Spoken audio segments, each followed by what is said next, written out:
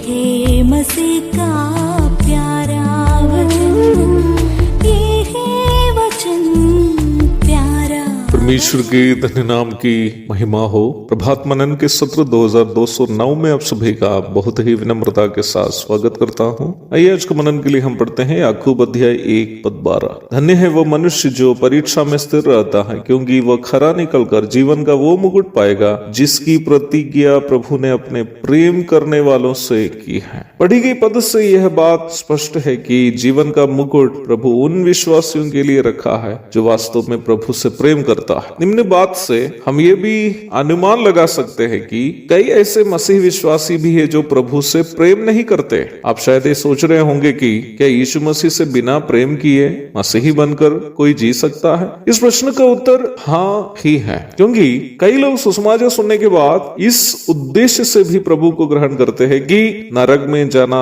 नहीं पड़े, नहीं तो स्वर्ग में जाना है। उद्देश्य क्या कुछ भी क्यों न हो, प्रभु यीशु मसीह को अपना प्रभु एवं उद्धारकर्ता के रूप में ग्रहण करने वाला कोई भी व्यक्ति को उद्धार सौजन्य रूप में प्राप्त हो जाता है, परंतु उससे यह जरूरी नहीं है कि वो व्यक्ति प्रभु से प्रेम करता हो। इस संदर्भ में आप बीते रविवार के आराधनात्मक मनन में मैंने जो बात बताई थी याद कीजिएगा। परमेश्वर की परिप्रेक्ष्य में प्रेम कभी भी एक एहसास नहीं है, परमेश्वर का प्रेम त्याग है। जब परमेश्वर ने जगत से प्रेम किया, उन्होंने अपने एकलौता पुत्र को हमारे लिए त्यागा। परमेश्वर के प्रेम का प्रदर्शन त्याग है, इसलिए ही बिना कुछ त्यागे यदि हम दावा करें कि हम परमेश्वर से प्रेम करते हैं तो हमारा दावा बिल्कुल झूठा दावा है। Love without sacrifice is not at all love. वास्तव में जब हम यीशु मसीह को उद्धारकर्ता के रूप में ग्रहण करते हैं तो हम प्रभु से प्रेम नहीं कर रहे हैं, बल्कि प्रभु हमें अपना प्रेम के कारण फायदा पहुंचा रहे हैं। हमें प्रभु से फायदा मिल रहे हैं जब हम प्रभु को उद्धारकर्ता के रूप में ग्रहण करते हैं। हमें उद्धार और अनंत जीवन मिल रहे हैं और प्रभु को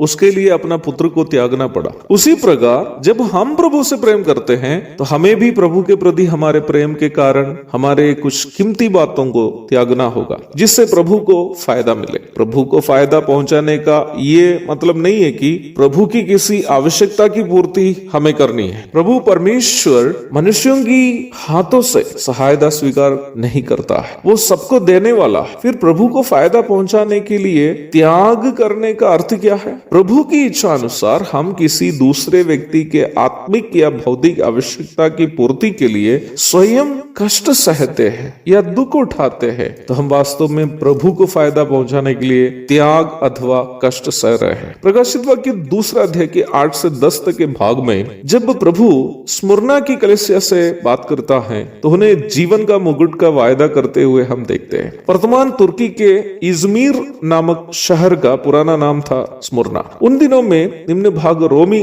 शासन के अधीन थे। प्रेरित यूहन्ना की मृत्यु के बाद कलीसिया पर होने वाली सताव के बारे में प्रभु यहाँ उन्हें समझा रहा है। यूहन्ना की मृत्यु के लगभग 50 वर्ष के बाद उनका शिष्य पॉलीकार्प इस कलीसिया के पास्टर था। निम्न समय में रोम में सम्राट की आराधना आमतौर पर चल रही थी। सम्राट की आराधना वचनानुसार गलत होने के कारण पॉलीकार्प ने अपनी कलीसिया में ऐसे नहीं करने के लिए सिखाया। जब खबर सम्राट के कानों तक पहुंचा तो पॉलीकार्प का गिरफ्तार करने का आदेश हुआ। उस समय पास्टर पॉलीकार्प 86 वर्ष के बुजुर्ग थे। पॉलीकार्प को देखकर सम्राट को थोड़ी सी दया आई। उन्होंने पास्टर पॉलीकार्प से इस प्रकार कहा, मैं नहीं चाहता कि 86 वर्ष के आप जैसे एक बुजुर्ग की हत्या करें, इसलिए मैं आपको एक और मौका दे रहा हूँ। एक बार मेरी मूर्ति के सामने दंडवत करें और खुशी से चले जाए। सम्राट की बात सुनकर पॉलीकार्प ने इस प्रकार जवाब दिया, सम्राट, इस बुजुर्ग पर आपकी दया के लिए धन्यवाद। मैं अब 86 वर्ष का हूँ। इन 86 वर्षों में प्रभु यीशु मसीह ने मेरे साथ कोई बुराई नहीं की। अब इस 86 उम्र में मैं प्रभु के साथ कैसे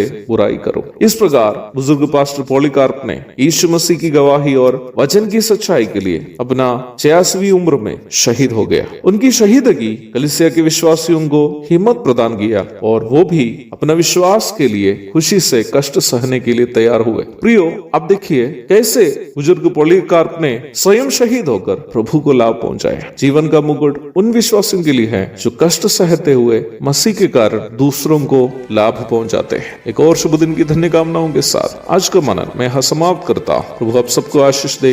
आमीन।